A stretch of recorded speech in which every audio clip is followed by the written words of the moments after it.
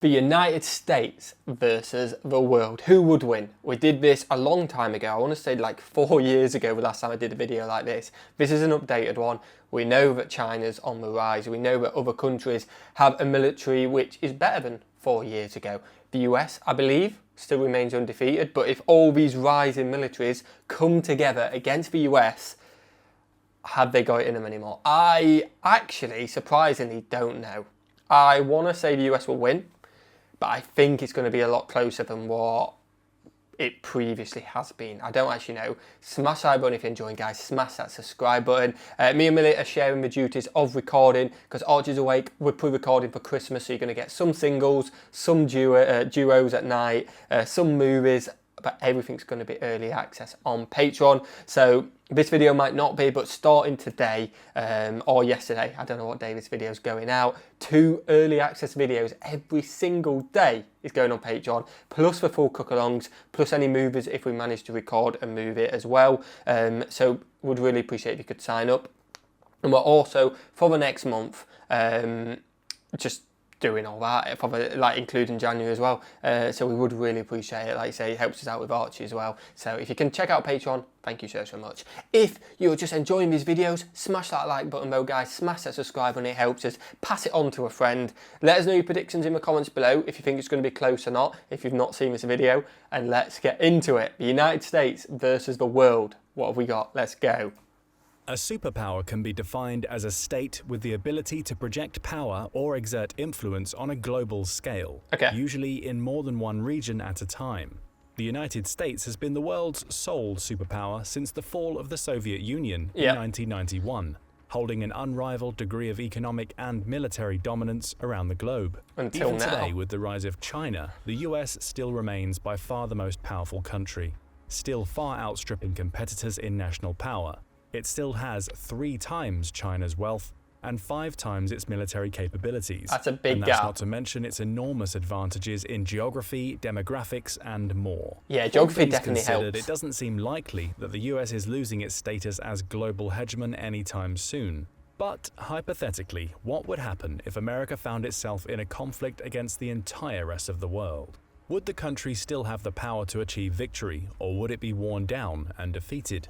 Today, we'll take a closer look at these questions. Let's go. With a USA versus the world wargame. First, it goes without saying that such a scenario is extremely unlikely, if not downright impossible, during our lifetimes. Because of its diplomatic and economic ties. I kind of think, like, what would have to go so wrong? Like, what would the US have to do, which is like so bad that no matter about the economy, what other countries have with the trade deals or whatever, every country turns their back on them? Let us know in the comments what you think. Would it be sending a nuke which potentially would cause everyone else to send nukes, but for some reason everyone doesn't send nukes and just the US sent one? Would that be enough? I don't think it would. I don't know, because surely everyone would send nukes. Let us know in the comments what would be enough for this scenario to actually occur, if anything. I don't think anything, but let us know in the comments below. And I also want to say I'm glad we're friends and cousins and brothers and sisters, whatever you want to call it, the UK and the US. It sounds and it seems like we have a special relationship. Let's keep it that way because you guys are badasses. Around the world, as well as its huge arsenal of nuclear weapons, the US has almost entirely removed the possibility of real war with Europe and many other countries. But playing out the remote possibility still shows us a lot about US power and how it might look in the coming years. For the purpose of this video, we'll exclude nuclear weapons and assume that such a conflict would break out after a period of heightened global tensions rather than as a surprise attack. So who would really matter? Which makes sense. The biggest challenges to the US in terms of actual military capability would certainly be China. Western European nations would be a close second, as they are wealthy and have stockpiles of advanced weapons and technology. While Russia, once considered to be America's main military challenger, its invasion of Ukraine has made clear that the country is something of a paper tiger, especially if its nuclear stockpile is out of the equation. And they're using a lot of resources. With the world's largest population and substantial military hardware, together China, Russia, India, and Europe account for the majority of the world's military spending outside of the US. In our hypothetical, let's say these countries all align against the US, with the rest of the world primarily contributing materiel or financial support. While this is extremely simplified, the fact of the matter is that most countries do not have the resources to project power beyond their borders or immediate region, making an attack on the US impossible. So I think I'm still recording. That is true, but I kind of also feel like they can contribute a lot of men.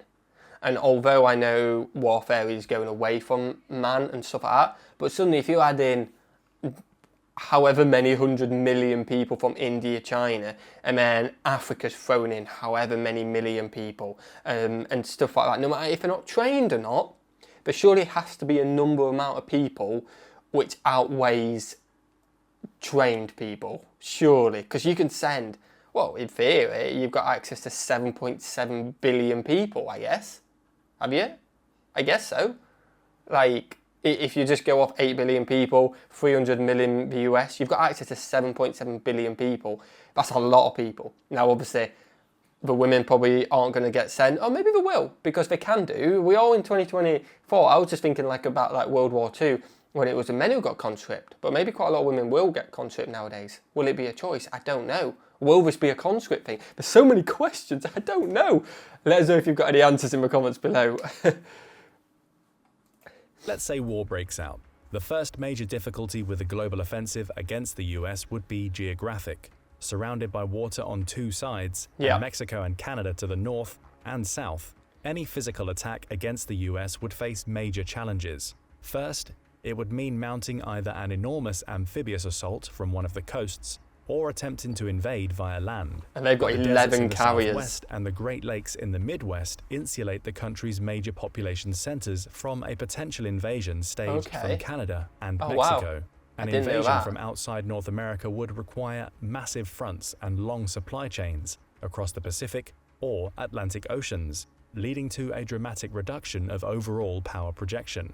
Military expert Dylan Lurk has noted that even the largest amphibious assault in history on either the west coast or the east coast would be too insignificant to acquire an effective beachhead if every foreign power managed to coordinate such a massive operation. Wait, has he just said what I thought he said? It's to even just get access to the beach. Even if, so we beat D-Day. I don't know what the biggest beach landing is. D-Day must be up there. And you still don't even get the beach? Wow. And do so while remaining undetected under the enormous reach and power of the American intelligence apparatus, it would still have issues building up a force of any significant size before being pushed back into the sea. In addition, the strategic Hawaiian island chain acts as a gateway to the US mainland for attacks from the Pacific and is protected by a significant military presence. Similarly, military installations in Alaska provide protection against any invasion from along the Arctic or Northwest. An attack from Mexico would probably be more feasible due to the Great Lakes blocking much of the Canadian border. But California and Texas have the largest concentration of defense industries and military bases in the country, thus providing an effective deterrent from any attack. With the southwestern desert spanning the two regions. The Southwest is also home to multiple heavily armed military bases, such as the White Sands Missile Range in New Mexico or NORAD headquarters in Colorado. An attack launched from Canada on the Midwest or the West would be limited to light infantry and would likely fail to take over population centers or other important strategic points, since there is mostly rural farmland and unpopulated national parks along the border, along with air bases located hundreds of miles south. Dr. Beckley makes this point as well, stating that the United States is a natural economic hub and military fortress. It's packed with resources and has more economic arteries like navigable waterways and ports than the rest of the world combined.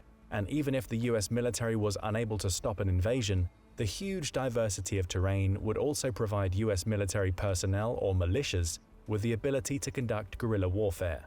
The US is also by far the most heavily armed civilian population in the world. More guns than people. 120 guns for every 100 people. This means that even if a coalition of other countries was able to actually get troops into the US, it would end up facing an incredibly well-armed and pissed-off insurgency. You know, I like the way you said that, because I feel like other people would say, oh, it's 1.2 guns per person.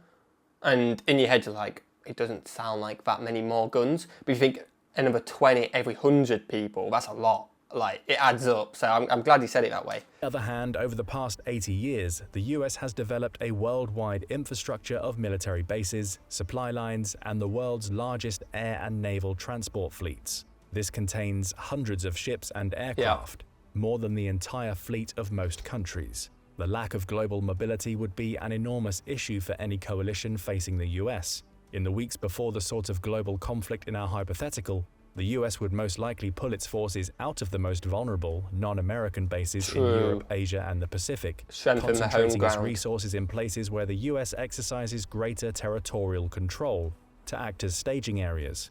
Some areas would be considered too important to abandon, especially those supporting the military's supply chain, US oil assets, and key territorial choke points. One of the first battlefields in any conflict between the US and the rest of the world would be the Middle East. Here, one major aim of the DoD, as carried out by US Central Command, would be to secure critical US oil refineries and distribution centers, as well as... Oh, you'd kind of feel like that would be the way in. You'd feel like if you're ever going to break in, it'd be this. You'd get this. Because I say the geography's not as good, seems easier to get to. It's smart, yeah, I feel like this is what you could crack if you're the world. Has gained control of the sea lanes used for transporting oil out of the region. As of 2022, 80.4% of the world's oil reserves are located in countries belonging to the international oil cartel OPEC, and 67.1% of OPEC reserves are in the Middle East. Similarly, over 60% of the world's oil passes through shipping lanes in the Arabian Sea alone. While the US has reduced its presence in the region in recent years, a global conflict would almost certainly cause a reorientation. Possessing the world's 12th largest oil reserves means that the US could theoretically go self-sufficient in wartime. But control of some Middle Eastern reserves would make guaranteeing its supply much easier. Similarly, it would allow the US to deny oil to much of the rest of the world and undermine the coalition's economies and military production. Europe, which would represent the US's most significant adversary, receives a significant amount of its crude oil and natural gas from the Middle East. This means that US military control of the region would harm Europe's ability to sustain a war effort for any extended period of time. China would face a similar issue, as over half of all its oil comes from the Middle East, making the region among one of the most likely fronts in a global war with the US. At the start of the conflict, the US would first strike at oil-related facilities across the Middle East, using carrier-based strike aircraft plus medium and long-range ballistic missiles. US power projection means that even without bases in Afghanistan, the military could easily hit targets anywhere from the Mediterranean to the Strait of Hormuz. While regional powers could offer some resistance, none of them have anywhere close to the manpower or firepower needed to stop the US in an all-out war. While Israel, Saudi Arabia, the UAE, and several others do have modern fighter jets and other weaponry, even they would not last very long up against the might of the DoD. And because each is an independent country, intelligence and resource sharing among them would also be limited, further reducing the region's ability to stand up to the US in a shooting war. Most of their assets' signals would also likely be jammed by America's powerful electronic warfare capabilities, which would disrupt enemy communications, targeting, and guidance systems across the region. The greatest threat to US control... The fact that the US can keep that land, it's not guaranteed yet because there's still a threat, but the fact that there's a really good chance they can keep a land nowhere near home and basically just cut the world off from 50% of oil, that is mad. It just shows how strong they are. I'm shocked by that. The Middle East in our scenario comes from ground-based air defenses, as even older systems can shoot unsuspecting fighter jets from the sky. However, unlike Russia's recent experience in Ukraine, the US has actually proven that it can effectively destroy another nation's air defense network, as it did during Desert Storm in the 1990s. Today, this might be even easier due to the enormous arsenal of drones the US has access to.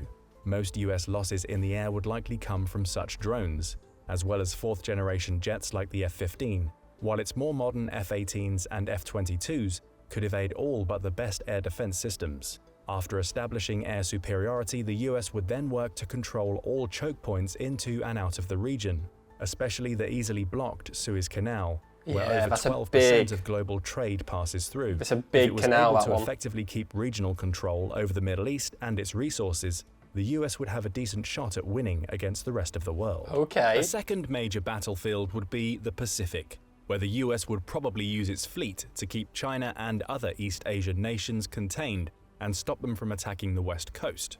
This could mean either a blockade of major trade and supply routes, as well as using islands like Hawaii and Guam to stage its own offensives.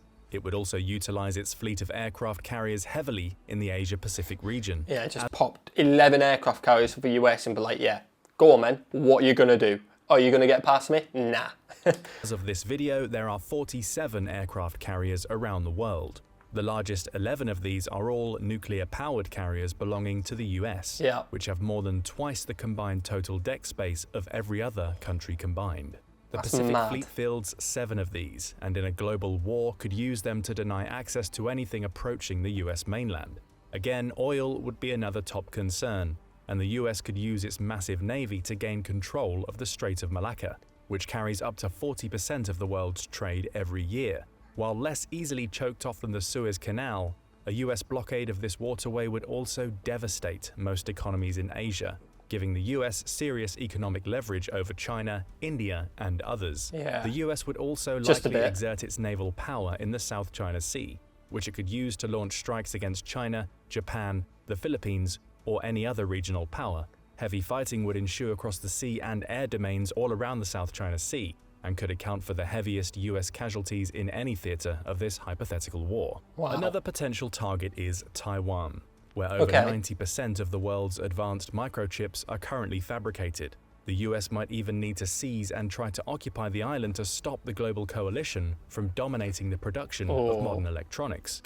Again, I'm not gonna lie, I didn't think it would be so much crucial ground away from the US. I thought it'd be a case of US, the world tries to surround them, US either says, nah, you ain't getting through, or the world somehow penetrate. But no, I suppose with the modern world of today, you need access to certain things. You need to control ground, to control supply, and everything like that. Surprising. I didn't think about this. I didn't. To do so, the US would inevitably have to challenge China, which is hard. Chinese air defenses and ballistic missile capabilities are already powerful alone, and if combined with the assets of every other country in the region, could potentially pose a problem for the US. The naval base on Guam would be especially vulnerable to strikes by ballistic missiles, which could overwhelm its limited air defenses. Even so, the US Navy is so powerful that every country in the East Pacific combined would be occupied with fending it off, and probably could not launch their own strikes on the US mainland. And because the US Navy is larger than those of the next 8 countries combined, it could easily fight in 2 or 3 theaters at once, making simultaneous blockades of Europe, the Middle East, and Asia Pacific a real possibility. Another aspect of a global war would involve submarines, which unsurprisingly the US has more of than almost anyone else. Its fleet contains 53 fast attack submarines, 14 nuclear-capable ballistic missile subs, and 4 guided missile subs. Not bad. Even without using the world-ending nuclear capabilities of an Ohio-class submarine, this massive fleet would allow the US to launch stealth attacks on enemy naval vessels anywhere in the world. They wouldn't even know about it. Undetected. that's While America would mad. be far more hard-pressed to fend off a global coalition on the ground, at sea, the US stands a much better chance of victory. A third global area of battle would be the Americas, where the US would have the greatest ability to marshal forces and project power. And because Mexico, Canada, and other countries in the region are far less powerful, there is a good chance the US could blockade, control, or destroy the majority of their military and economic resources. Like, we were on about the US being invaded by them countries. If they're quick enough, they could take over them countries. US is a lot bigger. Even harder to invade then, isn't it? Canada and Venezuela are both obvious targets because of their status as oil producers. And in a global war, the US would probably aim to shut down or take control of resources in both. Another obvious target is the Panama Canal, which serves as the gateway between the Atlantic and Pacific, and where 40% of all US container shipping flows through. The US controlled the canal from 1903 to 1979, and would try to seize it again during a global war. This would also provide a choke point against the militaries of Central and South America. Chile is another potential target as the country supplies 28% of the world's copper, critical for the production of modern electronics. Now, obviously, a hypothetical alliance of every other country in the world would have the numerical advantage in overall troops and economic resources, But keep in mind that as of 2022, US military spending was $877 billion, That's mad, isn't it? constituting 40% of the global total and more than the next 10 countries combined. Today, this enormous sum still only accounts for about 3% of the country's GDP. In a global war, this percentage would almost certainly increase and could rise to similar levels as World War II. 40% of your GDP? And wait, 3% was 800 billion? Do you know what I mean? Oh my God, you're in the trillions. You passed, oh my, that's insane. US military spending accounted for over 40% of national GDP. Today, that would mean somewhere close to $10 trillion a year in military spending from the US alone. Nearly 5 times the global total from 2022. By the way, please US, I know you have nothing to do with me, the government and all that, but can you just like ping us a mill? Just one of them mills, and that'd make life so much easier. Astronomical numbers like these mean that a war of attrition against America would also be likely to fail, as the country could outspend the rest of the world several times over for many years. To gain a true strategic edge over the US, a global coalition would have to somehow outgun and outspend the Defense Department, while also maintaining their own smaller economies. Another crucial domain in a global conflict with the US would play out in cyberspace. This would probably be the first line of contact between the warring parties, as both sides would attempt to gain information superiority and take each other's systems offline. While US Cyber Command would almost certainly be overwhelmed with attacks by many actors at once, America could also use its own highly effective attacks to shut down enemy power grids, computer networks, weapons, electronics, and much more. And while it's not as dominant in cyberspace as in the real world, the US still has by far the most capable and best funded capabilities in the world. In the 2024 fiscal year, US cyber spending will rise to more than $25 billion, and the country continues to top every ranking of national cyber power. However, this domain would also be one of the biggest dangers to the US in a global war, as cyber attacks are notoriously difficult to predict and defend against. A well-placed cyber attack by a less powerful nation could still be catastrophic, and would probably be a more serious immediate threat to US citizens than a kinetic strike on the country. See, that's mad. Again, we have no way of... That just shows how mad technology is nowadays. Someone hacking in, cyber attack could be worse than a bomb. That's mad. Knowing how much American cyber spending would increase in a total war, or how quickly that would lead to new capabilities. All the elements point to a big conclusion. The US is so powerful that it could take on the rest of the world for weeks or months with no certain winner. Because of this, such a hypothetical conflict would likely become a war of attrition in both the physical and digital worlds.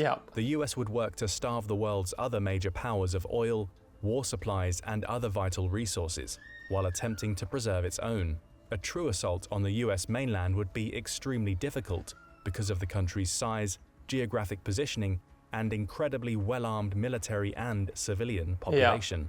Because of the US military's global presence, most of the fighting would likely happen elsewhere, opening theaters of war everywhere from the Middle East to South America and East Asia. In the end, the victor would almost certainly be whichever side could outlast the other, both in terms of military and economic resources. Which sounds like the US. The scenario of America versus the entire world is obviously an absurd one. It does give us a useful picture of just how powerful the US military really is. With resources greater than those of most individual countries and nearly limitless power projection, even a conventional conflict against the US would be very hard to achieve true victory. Add in the country's continued dominance in cyberspace, and it's not all clear whether the rest of the world would actually be able to win such a war. And all of the speculation above excludes the most powerful part of the equation: nuclear weapons. Because of the principle of mutually assured destruction, no country really wants to use them today. However, it's worth noting that the US has over 1,400 actively deployed nukes, and in any real global conflict, they could be used to give any non-nuclear country a very permanent end. And even in a very distant hypothetical like the one above, we should remember that the cost of human life in any worldwide conflict would be staggering, and that even winners in such a war would suffer. But what do you think? 100%. Would the US really be able to win a war against the rest of the world? Or would the country eventually be overwhelmed?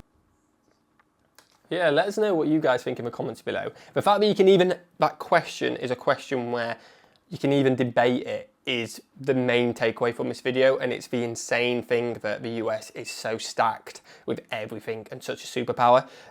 Any other country, you're probably going, yeah, nah, they're screwed, absolutely screwed. But the US, you're like, yeah, they probably could do it. Some people say no, some people say yeah. Let us know what you guys think in the comments below. I do feel like nukes will just go flying anyway. And I feel like if you're the US and you start losing, it's not like you've got other countries to worry about. The whole world's against you, so they could just send nukes off, and then they would get nuked themselves, but they could send nukes to everywhere, and everyone would be screwed. Let us know what you guys think in the comments below. Smash that like button, guys. Smash that subscribe button. Check out Patreon. It does really help us, especially at the moment, so we do really appreciate it. And have a fantastic day. Peace.